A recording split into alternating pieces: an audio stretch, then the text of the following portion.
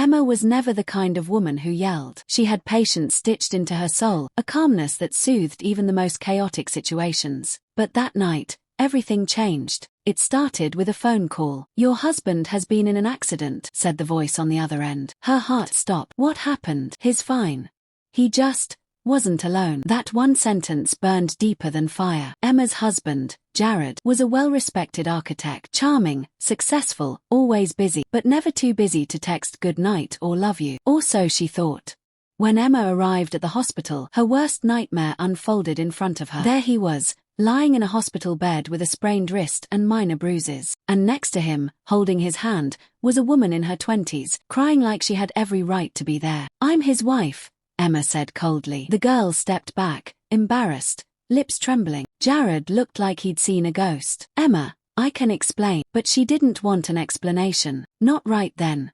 She just turned and walked out. She didn't scream. She didn't cry. She didn't break dishes or throw his clothes out the window like in the movies. Emma went home, made herself tea, and sat in silence. And when the silence became deafening, she did something unexpected. She planned. For 3 years, Emma had supported Jared through every high and low. She'd moved cities for him, given up her own career goals to help him chase his. She was there through his father's cancer, through the nights he worked late, the weekends he was too tired. She believed in him, and he broke her. But she wasn't going to break. No, she was going to rise. The next morning, Jared came home with a suitcase and shame in his eyes. "Please listen," he begged. "It meant nothing. I was stupid. It was one night, Em. She didn't mean anything." "You held her hand," Emma said softly. "I thought I was dying. I panicked." She cut him off. "You should leave." He dropped to his knees. Please don't do this." But she had already done it. The papers were filed 2 weeks later. What Jared didn't know was that Emma had spent those 2 weeks consulting with a lawyer, one of the best in the state. And she had gathered everything: phone records,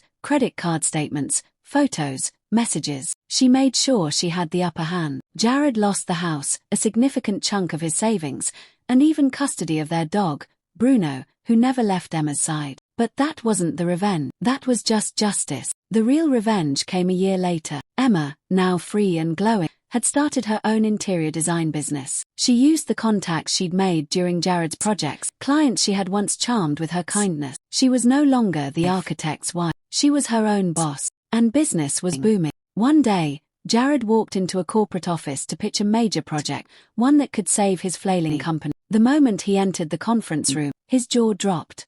Emma was already there, confident, radiant, sitting at the head of the table. "I'm the design lead for this building," she said without emotion. "Let's begin." He stumbled through his presentation, sweating, stumbling over words, avoiding her gaze. And when it ended, Emma stood, shook his hand, and said, "We'll let you know." They didn't hire him. That night, Emma went home, poured a glass of wine, and sat on her balcony. Not angry, not bitter, just free. The angry wife didn't burn his clothes. She built an empire with the ashes. Moral of the story: not every woman who walks away is weak. Some walk away so they can return stronger. Anger doesn't always roar. It can be silent, strategic, and powerful.